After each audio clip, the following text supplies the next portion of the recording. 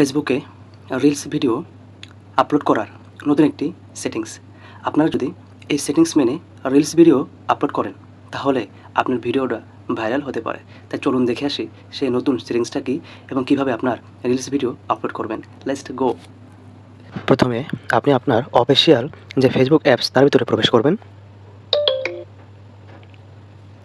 তারপর আপনার যে প্রোফাইল আইকন তার উপর একবার ক্লিক করে দেবেন।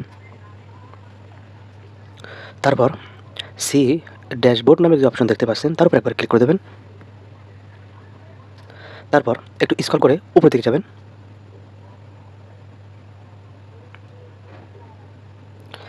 এবং সর্বশেষে যে অপশন দেখতে পাচ্ছেন নতুন কিছু, তার উপর একবার ক্লিক করে দেবেন।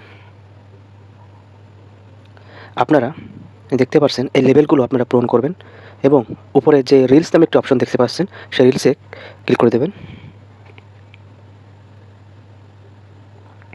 তারপর আপনারা দেখতে পাচ্ছেন আমার 37-38 কমপ্লিট। আপনারা এই জায়গায় এসে আপনারা রিলসটা আপলোড করবেন।